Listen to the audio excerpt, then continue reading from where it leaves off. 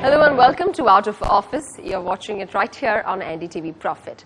For this week's guest, being in the stock markets was not a natural preference. From being a systems programmer in the US to being a member of the BSE Stock Exchange, well, that's a long run from there. Let's find out more about Ramesh Damani.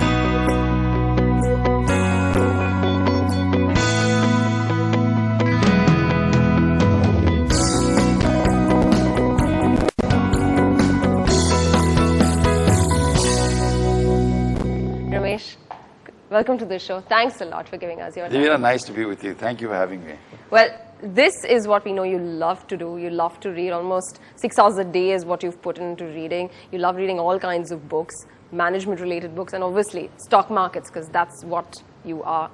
Your heart and soul belongs to it. Post 3:30, in between 3:30, I'm a man walking with two books. So in my business, in the business of equity investing, reading is fundamental. All right, the raw material of a business is reading, and it's not like we're reading to get a next great idea or the next stock pick, but just to become a bit smarter about how the world operates, a database of the world, you will. And there's no better than between the pages of a book to become that smart.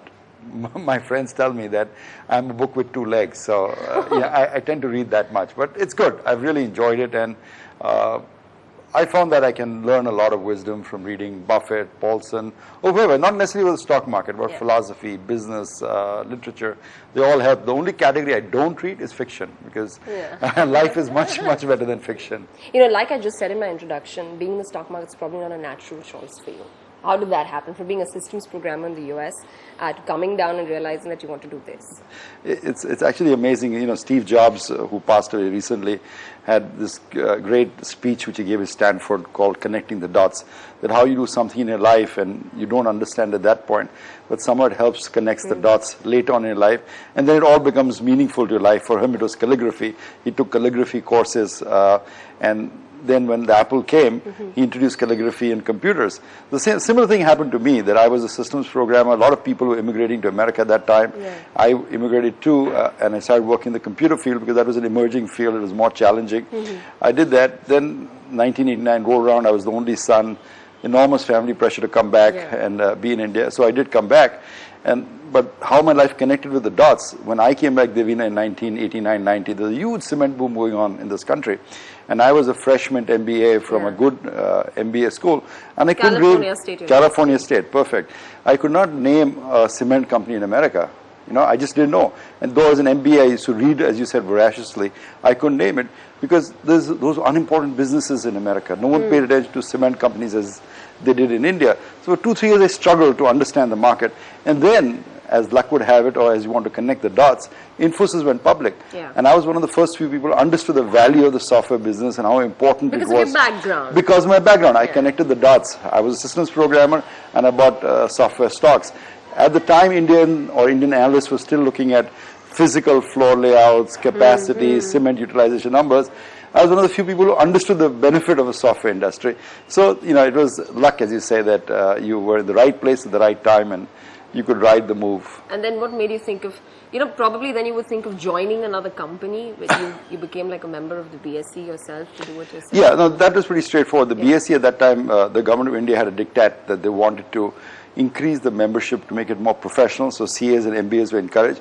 So the BSE offered 50 memberships, clearing memberships, for at that time a paltry sum of 6 lakh rupees. And I applied in that and became a member. And at that time the brokerage was a great business. I used to liken it to owning a popcorn stand in a movie. You know, you couldn't help but make money. It changed, of course, with digitization and with NSE coming on, it changed dramatically. But 89 to, say, 94, 95 were glory years for brokers. You know, the brokerage was 1%, not the 1/10 of 1% it is now.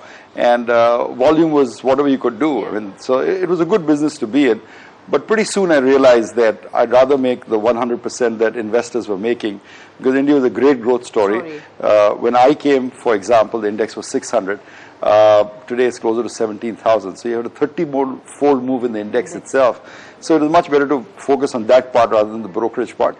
But it was an evolution of an investor. I moved from being a systems programmer to someone who was just being a broker to someone who tried to understand what value was. And that's what you preach as well, like growth, good growth stories. Good growth, good value. I mean, the trick for all of us is to buy things cheap. I mean, there's no substitute for that. My hero Warren Buffett and so many other people ahead of me and in India. Yeah. The trick in the stock market is always to buy things cheap, good quality companies at a cheap rate, and be very patient about them, because you're not buying a stock, you're buying a business. And a business takes time to mature and flavor and prosper. India's #1 news app just got even better. Download NDTV's new app. Fully optimized for retina display. Full screen view. Faster response time. And Sudoku. NDTV's new iPad app. Download now.